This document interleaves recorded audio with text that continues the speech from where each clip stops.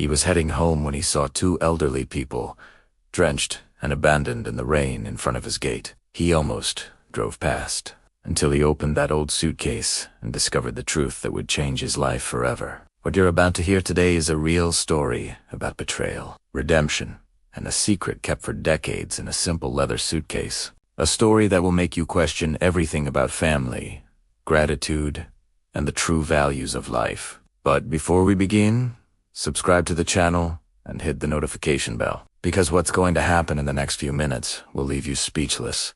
Rain was hammering violently against the windshield of the imported car, as if trying to wash away all the dirt in the world. Marcelo adjusted the rearview mirror and accelerated down the empty avenue. It was almost 11 at night, and he was exhausted after 3 days of endless meetings in another city. In his early 40s, Marcelo had built a business empire that many envied. His civil construction company was one of the most respected in the state. But that night, all that success weighed on his shoulders like an invisible burden. The mansion awaited him in the city's most exclusive neighborhood, silent and cold as always. It was an immense house, with 6 master suites, a pool, and a garden designed by a famous landscaper. But it was also profoundly empty. Marcelo had lived alone for years, since his last relationship had ended badly. The electronic gate began to open automatically when the sensor detected the approaching car. Marcelo slowed down, ready to enter the covered garage, and that's when he saw them. 2 figures were huddled beneath the centuries-old tree outside the wall, trying to protect themselves from the storm that had been punishing the city for hours. Marcelo frowned and stopped the car. He rolled down the electric window to see better through the curtain of rain. It was an elderly man and woman with gray hair, soaked clothes clinging to their thin bodies. They were embracing each other as if they were the only protection left in the world. Beside them, a worn leather suitcase was propped against the tree trunk. Even from a distance, you could see that this luggage had seen better days. The leather was cracked, the buckles rusty, but still they protected it as if it were the most valuable object in the universe. Marcelo's first impulse was to accelerate and just go home.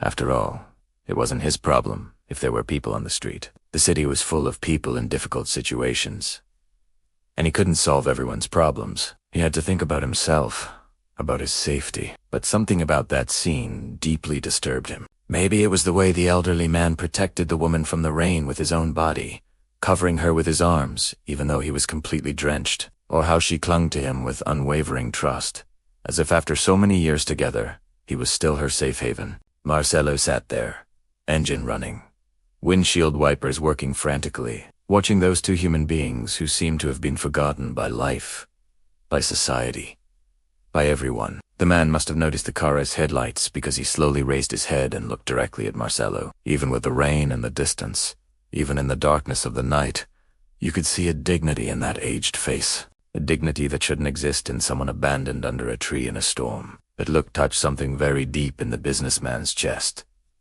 something he had buried a long time ago. "It's not my business," Marcelo murmured to himself, putting his hand on the gear shift. But his fingers wouldn't obey. They couldn't move. He sat there for a few more seconds, frozen between the coldness he'd learned to carry over years of ruthless business and a strange feeling he could undefine, a discomfort, an inexplicable guilt. The elderly woman began to cough. It was a weak sound, but it still reached him through the rain and the car window. A wet, deep cough, indicating she was sick, very sick.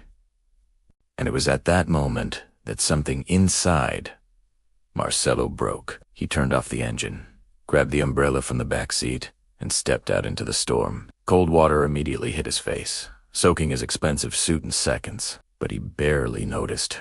Each step toward the elderly couple felt heavy, as if he were walking against years of indifference he had carefully cultivated, years of protecting himself, of not getting involved, of only looking out for his own interests. The man stood up with difficulty when he saw Marcelo approaching. He was thin, very thin, and moved with the caution of someone who had learned that the world can be cruel. He instinctively placed himself in front of the woman, protecting her. "Good evening," Marcelo said, raising his voice over the sound of the rain. "Are you okay?" The elderly man studied him for a few moments, as if trying to assess whether this well-dressed man, with his expensive umbrella and imported car in the background, represented a threat or a hope. "We are, sir," he finally responded. His voice was hoarse but polite. "Just waiting for the rain to pass." "Waiting where?" "Here on the street." It was the woman who answered, her voice soft but laden with a sadness that seemed to come from far away. "We have nowhere to go, sir. We were evicted this morning. We couldn't find shelter." The word evicted echoed in Marcelo's head in a strange way, awakening memories he preferred to keep buried. Memories of his own childhood, when his mother almost lost the house they lived in. "Evicted from where?" he asked, not quite knowing why he was prolonging this conversation. "From the house where we lived for decades," the man explained, trying to keep his voice steady despite the cold. "Things got complicated financially. We couldn't pay the rent anymore." "And your family? Children? Relatives?" The silence that followed was more eloquent than any answer. The woman lowered her head, and even with the rain, you could tell that other drops were running down her face. Tears mixed with rainwater. The man pressed his lips together as if swallowing bitter words he preferred not to speak. Finally he said, "Our children have their own lives. We don't want to be a burden." Marcelo knew that type of answer. It was dignity trying to disguise rejection. It was pride trying to cover the pain of being abandoned by those who should care for you. There was something about these two elderly people that bothered him in a way he couldn't explain. They didn't seem like people who had always lived on the streets. There was a posture, an education, a delicacy in their gestures that told a different story. A story of falling, of loss, of cruel fate. "What are your names?" Marcelo asked. "I'm Antonio," the man replied, extending a calloused but clean hand. "This is my wife, Esperanza. We've been married for almost 50 years. 50 years. Marcelo could barely imagine sharing life with someone for that long. His own experience with relationships had been a succession of disappointments that left him convinced it was better to live alone, that trusting someone was foolish, that in the end, everyone abandons you. "Marcelo," he introduced himself, shaking Antonio's hand. The elderly man's hand was strong, despite his age, the hand of someone who had worked their entire life. "Look, you can't stay here on the street all night. It's dangerous, and you could get even sicker." "Don't worry about us, sir," Esperanza said, trying to smile even as she trembled with cold. "We've been through worse." That phrase hit Marcelo like a punch to the stomach. We've been through worse. How many battles had these two faced together? How many storms, literally and figuratively, had they weathered hand in hand? And at that moment, without thinking much, without fully processing the consequences, Marcelo said, "You can stay at my house tonight, just until the rain passes and you can get organized." Antonio and Esperanza looked at each other, surprised. It was evident they didn't expect this offer from a complete stranger. "Mr. Marcelo," Antonio said hesitantly, "we don't want to cause trouble. You don't even know us." "You seem like decent people," Marcelo replied, "and no one deserves to spend the night in the rain." Esperanza had another coughing fit, stronger this time. Her frail body trembled all over, and that sealed Marcelo's decision. "Let's go," he said firmly. "Get your things. My house has plenty of spare rooms." Carefully, Antonio helped Esperanza stand up. She leaned on him, and together they moved with the slowness of those who no longer had strength. Antonio picked up the leather suitcase with one hand, keeping the other around his wife's waist. Marcelo noticed how he held that old luggage. It wasn't simply picking it up and carrying it. It was almost an embrace, as if carrying something more valuable than gold, more important than life itself. The three walked in silence to the mansion, each lost in their own thoughts. Marcelo wondered what the hell he was doing, taking two strangers into his home. Antonio and Esperanza probably wondered if this was real or just another cruelty disguised as kindness. What none of them knew was that this encounter in the storm hadn't been a coincidence. It was fate putting the pieces in the right place. The housekeeper Valderrami almost dropped the tea tray when she saw Marcelo enter through the front door, accompanied by two soaked elderly people. She had worked in that house for 15 years. 15 years cleaning, cooking, caring for a mansion that seemed more like a mausoleum than a home. And in all that time, never, ever, had she seen her employer bring anyone home. Marcelo didn't have close friends. He didn't receive family. His romantic relationships were always in hotels or at his partner's homes. Never there. That house was his refuge, his bunker against the world. And now he was bringing 2 homeless people into it. "Baldareni," Marcelo said, removing his wet jacket. "Prepare the guest room on the 2nd floor for Mr. Antonio and Mrs. Esperanza, and see if there are dry clothes that might fit them."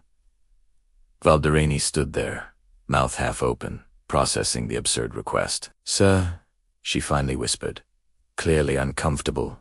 "Are you sure?" "I am," Marcelo replied, with a firmness that left no room for questioning. "And prepare hot tea." They're freezing. Antonio and Esperanza stood in the entrance hall, dripping water on the Italian marble floor, clearly intimidated by the luxury surrounding them. The house was immense, decorated with furniture that probably cost more than most people earn in a lifetime. Crystal chandeliers, paintings that looked expensive, a grand piano in a corner of the living room. "Please, make yourselves at home," Marcelo said, though the phrase sounded strange even to him. When was the last time anyone had really felt at home there? Mr. Marcelo Esperanza said, with a choked voice, "We don't know how to thank you. It's been a long time since anyone treated us with such kindness." The phrase hit Marcelo in an unexpected way. It's been a long time since anyone treated them with kindness. How is it possible for 2 people to reach a point where a simple gesture of humanity became something rare and precious? "You don't need to thank me," he said. "It's the least anyone would do." "No," Sir Antonio said, slowly shaking his head. "Eat this." "Not. We spent all day asking for help, knocking on doors, and you were the first person who looked at us as human beings. Everyone else just looked away and walked faster." The weight of those words lingered in the air. Marcelo realized that it had also been a long time since anyone had looked at him as a human being, and not as a business opportunity or a walking bank account. Baldareni returned with fluffy towels and dry clothes. She led the couple to the room with brusque movements and a closed expression, making it clear she didn't approve of this situation. When she was alone with Marcelo, she couldn't contain herself. "Sir, with all due respect, you don't know these people. It could be dangerous." "Baldareni," Marcelo said tiredly. "They're over 70 and can barely walk. What danger could they pose? But sir, ... Double quotes. "I don't want to discuss this." He cut her off. "They're staying." Baldareni left grumbling, but obeyed. Marcelo went up to his room, but sleep didn't come easily. He kept thinking about those 2 elderly people, about the suitcase they carried as if it were a treasure, about the way they looked at each other after 50 years of marriage. There were secrets in that story. There was more behind their situation than appeared, and something inside him wanted to discover what it was. From the guest room, he could hear low voices talking. Antonio and Esperanza seemed to be having an intimate conversation, whispering like 2 teenagers sharing secrets. Marcelo wondered, when was the last time he had someone he could talk to that way? Someone who really cared about his fears, his dreams, his vulnerabilities. The answer was simple and painful. Never. He'd never had that. And maybe that's why the scene in the rain had affected him so much. Those 2 elderly people, even having lost everything, still had each other. Still had love. Still had something that all of Marcelo's money could never buy. Morning arrived differently in that house. For the first time in years, Marcelo woke up to sounds that weren't just the usual silence of the empty mansion. Low voices came from downstairs. Soft conversations that brought a strange sensation of life pulsing through those cold walls. He went downstairs, still in his robe, and found Antonio and Esperanza sitting at the kitchen table, having breakfast prepared by Val. The housekeeper was visibly uncomfortable, serving the elderly couple with mechanical movements and a closed expression. "Good morning," Marcelo greeted them. "Mr. Marcelo." Esperanza smiled in a way that lit up the entire kitchen. Her eyes had a vivacity that the rain and exhaustion had hidden the night before. "We didn't know if we should come down. Baldareni prepared this wonderful breakfast for us." Baldareni cleared her throat, making it clear it hadn't been by choice. "Sir, I need to talk to you when possible," she said formally. "Later," Valderrani, Marcelo replied, sitting at the table. Now I want to get to know our guests better. It was something he rarely did. Usually he grabbed coffee quickly while standing, reading emails on his phone, already mentally in the next meeting. But there was something comforting about that domestic scene that made him slow down. Antonio, he said, pouring himself coffee. Tell me about yourselves. How did you end up in this situation? The elderly man exchanged a heavy look with Esperanza before answering. It's a long story, sir. I don't even know where to begin. Start at the beginning. Antonio sighed deeply, as if he were about to open a wound that was still sensitive. I was a civil engineer, he began. I worked for decades building schools, hospitals, orphanages, social projects, mainly. I always believed my work could make a difference in people's lives. What kind of projects? I built 18 public schools in the interior of the state, 12 small hospitals in underserved communities, 6 orphanages that still function today. Marcelo almost choked on his coffee. Antonio wasn't just an ordinary, homeless, elderly man. He was someone who had dedicated his life to building things that truly mattered, things that changed lives. Esperanza was always my partner on this journey, Antonio continued, taking his wife's hand tenderly. She was a music teacher. She taught underprivileged children to play instruments. She organized 3 community choirs that performed in important theaters. I always said that music heals the soul, Esperanza added with her soft voice. I saw street kids transform when they discovered they could create something beautiful. It was magical. Marcelo was fascinated. These 2 people had dedicated decades helping others, and now they were there, abandoned, with no one to help them. The irony was too cruel. What happened then? He asked. How did you go from that life to... ... This, our son. Antonio finished the sentence with bitterness. He couldn't completely hide. Our only son, Eduardo. And then they told the story. Eduardo had always been ashamed of what his parents did. He said they were fools, that they wasted time helping people who didn't deserve it. He wanted Antonio to build commercial buildings, shopping centers, things that made real money. Eduardo became a lawyer. A successful lawyer. He married a woman from a wealthy family, and as he climbed in life, the more ashamed he became of his parents. When Eduardo started attending higher social circles, Esperanza recounted with pain in her voice, he asked us not to tell anyone he was our son. He said our image hurt his career. The word echoed through the kitchen like a gunshot. Shame. A son was ashamed of his own parents. Parents who had built hospitals, schools, saved lives. The years passed with little contact. Eduardo kept them at a distance, appearing only on obligatory occasions, and always with excuses to leave quickly. And then Esperanza discovered she was sick. A delicate heart condition, she explained. Nothing that can't be treated, but it's expensive. Very expensive. They sought out Eduardo, not to ask for money, but to say they wanted to be close to family in their final years. They wanted to get to know their grandson, Rodrigo, better. Eduardo hung up the phone on us, Antonio said, his voice trembling with contained emotion. He said we were adults responsible for our own choices, that if we had chosen to help strangers all our lives, instead of thinking about the future, we should face the consequences. And hung up the phone, Esperanza completed, a tear running down her face.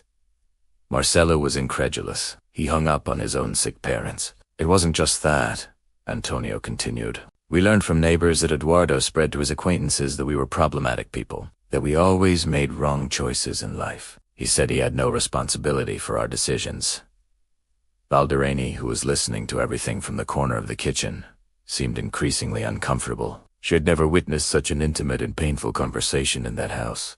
After the eviction, Antonio said, we tried to find public shelters, but they're all full. We spent 3 days sleeping on the street before arriving here yesterday. 3 days on the street. An elderly couple, one of them sick, sleeping in the elements for 3 days. And you know what hurts the most? Esperanza asked, wiping her eyes. It's not the hunger. It's not the cold. It's knowing we built homes for hundreds of orphaned children, but our own son can't find a corner in his house for his own parents, Esperanza. S-words echoed through the kitchen like a silent scream of pain that no voice could adequately express. And it was at that moment that Marcelo asked a question that would change everything. "Can I see the suitcase you brought?" Antonio seemed to hesitate for a moment. "Why do you want to see it, Mr. Marcelo?" "Last night I noticed how carefully you handled it," Marcelo explained. "It seemed important. Very important." The couple looked at each other again, communicating silently in the way only people married for decades can. After a few seconds, Antonio nodded. "Esperanza? Can you get it?" She stood up slowly and returned minutes later with the worn leather suitcase. She placed it on the kitchen table with reverent care, as if opening a chest of sacred treasures. Marcelo leaned in to see the contents and was completely speechless. The suitcase was filled with photographs. Hundreds, maybe thousands of them. Letters written in childish handwriting, newspaper clippings yellowed by time, diplomas, certificates, documents, carefully organized. It was decades of a life dedicated to others, meticulously documented. "These are the children from our orphanages," Esperanza explained, showing photos of smiling children. "Each one has a story. Each one found a family." Marcelo picked up a photo, a small girl, maybe 7 years old, holding a violin bigger than her, smiling with missing teeth. On the back it said, "Marina, 7 years old. First concert, I'll never forget the day Aunt Esperanza taught me to play. And these are the graduations from the schools I built." Antonio pointed to other photos. Thousands of children who were able to study because of the projects we developed. There were photos of inaugurations, a young Antonio and Esperanza cutting red ribbons, surrounded by happy children. Mayors shaking their hands, local newspapers documenting each project. Marcelo picked up one of the letters. It was from a child, written in childish handwriting, full of mistakes. "Uncle Antonio and Aunt Esperanza, thank you for building our school. Now I can read and write. When you grow up, I'm going to help other children just like you helped us." "We've received hundreds of letters like this over the years," Esperanza said proudly. "Each one saved with care. That's why the suitcase is so important," Antonio explained. "These are the only proof we have that our life meant something. When we lost the house, when we lost everything, at least we still had this." Marcelo felt his chest tighten. These people had impacted thousands of lives, built legacies that would last generations, and now they carried everything in an old suitcase because they had nothing else. "There's one more thing," Esperanza said hesitantly, taking a yellowed envelope from the bottom of the suitcase. "Something you might find... ... interesting." "What is it?" "A thank you letter we received a long time ago, from a young businessman we helped in a difficult situation." Marcelo took the envelope. It was old, the paper yellowed by time, and when he saw the name written in childish handwriting, his hands began to tremble uncontrollably.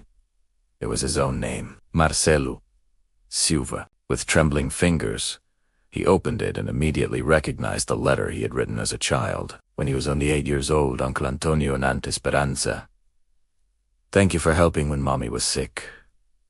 You were my angels. One day I am going to be rich, and I am going to help children just like you helped me. Marcelo Silva, 8 years old." "My God," Marcelo whispered, feeling tears burning his eyes. How do you have this?" Antonio and Esperanza smiled for the first time since they began telling their story. Mr. Marcelo Esperanza said softly, "Destiny has mysterious ways of reuniting the right people at the right time." And at that instant, seeing that letter he had written over 30 years ago, Marcelo understood a devastating truth. That encounter in the rain hadn't been a coincidence. It was the universe returning a kindness he had forgotten he once received. But the story was just beginning, and what came next would be even more disturbing. Memories began to return like waves crashing violently on the shore of Marcelo's consciousness. Waves he had repressed for so many years that he almost convinced himself they never existed. He was 8 years old when his mother became gravely ill. Marcelo could still remember the details as if it were yesterday. The small apartment where they lived, the medical bills piling up, the feeling of helplessness watching his mother waste away each day. Carmen Silva, his mother, was a warrior woman, a young widow she raised Marcelo alone, working 2 jobs to put food on the table. But when cancer arrived, all that strength wasn't enough. Without money for private treatment, and with the public system overloaded, she was given up for lost. Doctors said it was a matter of weeks, and that's when the Santa Clara Community Hospital appeared. "You built that hospital," Marcelo murmured, remembering. "The Santa Clara Hospital. My mother was one of the first patients." "Your mother, Carmen Silva," Antonio said with a nostalgic smile. "A warrior woman. She fought bravely against the disease." "And you stayed at the hospital every day," Esperanza added, her eyes welling up. "You brought flowers you picked from the vacant lot near your house. You always said the flowers would cure Mommy faster." Marcelo closed his eyes, feeling his chest tighten painfully. The memories came in a torrent now, impossible to contain. He remembered Esperanza playing piano at the hospital, soft music that calmed the patients. He remembered Antonio passing through the rooms, talking to everyone, bringing hope when doctors had nothing more to offer than empty words. "You saved my mother," Marcelo said, looking directly into the eyes of the 2 elderly people. Santa Clara Hospital. She was cured there. "Without that hospital, I would have been an orphan." "But there's more," Antonio said softly. "Isn't that right?" Marcelo. And then the second bomb dropped. 15 years ago, when Marcelo was on the verge of bankruptcy, his construction company was drowning in debt. He had overdue bank loans, suppliers at the door, employees to lay off. It was the company he had built after his mother's death, using her inheritance money. His dream. His legacy to honor her memory, and it was crumbling. Marcelo remembered the sleepless nights. Despair. The same. He was about to lose everything. And then, mysteriously, someone paid off all his bank loans. Anonymously. Without leaving a trace. At the time, Marcelo thought it was a bank error. Later, he thought maybe it was an anonymous investor who believed in him. He never questioned much because he was too desperate to ask questions. "It was us," Esperanza said softly. "We used our savings to pay off your loans." Marcelo's world stopped. "You? ... Your mother made us promise," Antonio explained. "In her last days at the hospital, Carmen called us for a private conversation. She said, 'My son is going to need guardian angels. Promise me you'll protect him when I'm no longer here.' We promised," Esperanza continued. "And when we learned you were in trouble, 15 years ago, we used everything we had to help." "Everything," Marcelo repeated, incredulous. "Our retirement savings." "A lifetime of savings, but it was worth it to see how you grew the company afterward." Marcelo couldn't breathe, couldn't process the information. His entire life had been a lie. He hadn't succeeded alone. He wasn't the brilliant, self-made businessman he thought he was. He had been saved by the kindness of people who sacrificed everything for him. "So you lost all your money." "To help me," he said, his voice coming out hoarse. "And that's why you're in need now." "Don't see it that way," Esperanza asked. "See it as an investment that paid off. You became a successful man, created jobs, helped other families. But you were left with nothing. We were left with the satisfaction of having kept our promise to your mother," Antonio said serenely. At that moment, Valdirene appeared in the kitchen with a worried expression. "Mr. Marcelo, there's someone at the door wanting to speak with Mr. Antonio and Mrs. Esperanza." "Who is it?" "A young man. He says he's their grandson." Esperanza went pale. "Rodrigo, ... My grandson Rodrigo." The young man waiting at the door was about 20 years old. Tall, dark hair, intelligent eyes that looked a lot like Esperanza's. He wore simple clothes and carried a backpack on his back, but the most striking thing was the expression on his face. Determination mixed with contained emotion. "Grandpa? Grandma?" he said with a choked voice. When he saw Antonio and Esperanza, "I finally found you." "Rodrigo! Rodrigo!" Esperanza ran to hug her grandson, crying profusely. "My boy, how did you find us? I've been looking for you for months," he explained, also hugging Antonio. "When I learned that Dad had abandoned you, I left home to find you." "You left home?" Antonio asked, concerned. "Yes. I couldn't live in the same house as a man capable of abandoning his own parents on the street." Marcelo watched the scene, moved. Finally, there was someone in the family who valued those two extraordinary elderly people. After introductions, Rodrigo told his story. He had always been close to his grandparents in childhood, but Azegreve Eduardo forbade him from seeing them. He said they were problematic people who brought shame to the family. "But I never forgot you," Rodrigo said. "I remember the stories you told, the places you built, the lives you saved." It was then that Rodrigo took papers from his backpack, documents he had stolen from his father's office. "You need to see this," he said, handing them to Marcelo. And what Marcelo read made his blood run cold. Eduardo wasn't just trying to get rid of his parents. He was planning something much worse.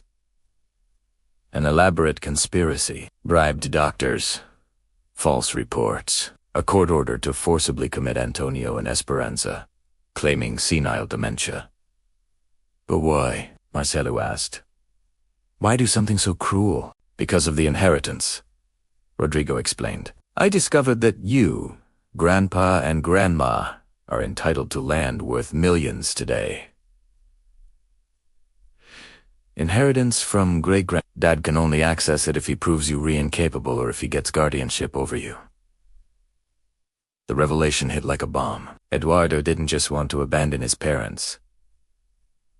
He wanted to rob them. "There's more," Rodrigo continued. "He's already got a temporary court order. He's coming to get you today." And as if he had been summoned, the intercom rang. Valderrani answered and went pale. "Mr. It's Dr. Eduardo Mendes. He says he's come to get his parents. He's with court officials." Eduardo Mendes entered the mansion as if he owned the place. He brought with him to court officials an unknown doctor and his wife Patricia, who looked extremely embarrassed. Eduardo was in his early 40s, very expensive suit, gold watch on his wrist, that air of superiority that some people confuse with success. "Father, Mother," he said without emotion in his voice, "I've come to get you." "Get us for what?" Esperanza asked, trembling. "I got a spot in a specialized institution. You need care you can't have here." "An institution," Antonio repeated. "You want to commit us? It's for your own good. I have medical reports here, proving you need specialized care." That's when Marcelo intervened. Reports based on evaluations that never happened.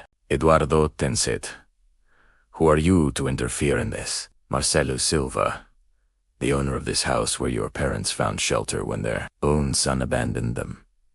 "My parents are my responsibility." Eduardo shot back. "And I've decided the best thing for them is commitment." "The best for them or for you?" Marcelo provoked. "Because we found out about the inheritance, about the land, about the whole scheme you set up." Eduardo's face turned red. "I don't know what you're talking about." "We know everything, Dad," Rodrigo said, stepping forward. "I told them everything. I brought the documents from your office." Eduardo went white when he saw his son. "Rodrigo ... What have you done? What you should have done. I protected my grandparents. You betrayed me." "No, Dad. You betrayed the family. You betrayed everything that really matters." Patricia, who had been silent until then, finally spoke. "Eduardo, I can't pretend anymore. This is wrong. Your parents don't deserve this." "Shut up, Patricia." The harshness with his own wife revealed even more of Eduardo's character. The court officials, seeing the documents proving fraud, began to feel uncomfortable. "Mr. Eduardo," one of them said, "if there are irregularities in this process, we need to reassess." "There are no irregularities," Eduardo shouted, completely losing his composure. That's when Marcelo played his last card. And we have proof, including a copy of the secret will your great-grandmother left. Eduardo went pale. What will? Antonio explained. My grandmother, Donna Benedita, left two versions of the will, the official one, which everyone knows, and the secret one. She suspected the men in the family were only interested in money, so she left everything to whoever truly cared for those in need. That's a lie. It's true, and we have the copy, with notarization from 30 years ago. The land was never yours, Eduardo. Eduardo was completely defeated. His plans had crumbled. His wife was against him. His son had betrayed him, and now he discovered he was fighting for something that never belonged to him. You'll regret this, he threatened before leaving. But everyone knew they were empty words from a man who had lost everything. In the following months, the legal battle intensified. Eduardo, desperate, partnered with powerful businessmen who wanted to buy the land. They financed a heavy legal war, but Marcelo used all his resources to protect Antonio and Esperanza. He hired the best lawyers. He got testimonies from hundreds of people who had been helped by the couple over the decades. Marina, the girl with the violin from the photos, was now a pediatrician. She testified on behalf of the aunt and uncle who raised her. Dozens of older children, now successful adults, came to testify. Teachers, doctors, business people, all with a story about how Antonio and Esperanza changed their lives. The public pressure was immense. The media discovered the story, and Eduardo became a national villain. The lawyer who tried to rob and commit his own elderly parents. 6 months later, Eduardo went to prison for procedural fraud. Patricia filed for divorce and got custody of Rodrigo. And the most surprising thing, Eduardo sent a letter from prison asking to see his parents. Should we go? Everyone asked. Antonio and Esperanza didn't hesitate. Yes. He's still our son. In prison, Eduardo was a broken man. He cried in his parents' arms, asked for forgiveness, admitted all his mistakes. I was so obsessed with money, with status, I lost sight of what really matters. And then something unexpected happened. Antonio and Esperanza completely forgave their son. Because you're our son, and a parent's love has no conditions. 1 year later, Villa Esperanza was ready. 500 houses for needy families. A hospital run by Marina, a full-time school. A cultural center.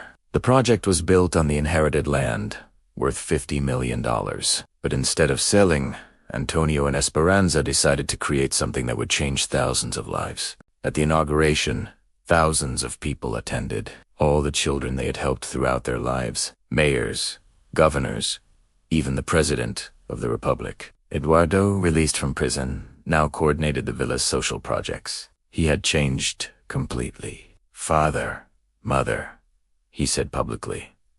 I spent my whole life looking for success in the wrong places. Today I understand that you were always the richest in the family. Rich in love, in purpose, in true legacy. The crowd applauded emotionally. Marcelo took the stage for the last time. Antonio and Esperanza saved me when I was a child. They saved me again when I was a lost adult. Today, through Villa Esperanza, they will continue saving lives for generations. But our greatest victory, he continued, isn't this villa. It's having proven that true family is who we choose to love, who we choose to protect, who we choose to forgive. As night fell, Antonio and Esperanza walked hand in hand through the villa's streets. Children played in the gardens. Families talked on porches. Elderly people rested in the squares. We did it, my love, Antonio said. No, our mission continues. Through all these people who learned to help others. From afar, Marcelo watched the couple walking slowly, supporting each other, as they had done for decades. Those two elderly people he found abandoned in the rain had changed not only his life, but the lives of thousands of people. And when Marcelo entered home that night, because now he called that mansion home, not just a residence, he found his family gathered in the living room. Antonio telling stories, Esperanza playing piano, Rodrigo studying, Eduardo planning new social projects. Marina nursing her baby Gabriel, Patricia and her new fiancé helping Valdirene in the kitchen. This is how it should be. A family built not by blood, but by the choice to love without conditions, forgive without limits, and help without expecting anything in return. The lesson was complete. It doesn't matter where you were born, how much money you have, or what clothes you wear. What matters is how you treat people, especially those who cannot repay your kindness. Antonio and Esperanza proved that true wealth isn't measured in money, but in transformed lives, awakened smiles, renewed hopes, and sometimes the people we find abandoned in the rain, soaked and forgotten by the world, are exactly the ones who will change our lives forever. Because in the end, we're all just one storm away from needing a stranger who chooses to stop and help. If this story deeply impacted you, leave your like, share it with someone who needs to hear this message, and subscribe to the channel for more stories that will make you rethink life. And always remember, true family is who we choose to love, protect, and forgive. They're the ones who stay when everyone else leaves. They're the ones who extend a hand in the storm. See you in the next video, and may you never be indifferent to the suffering of those who cross your path.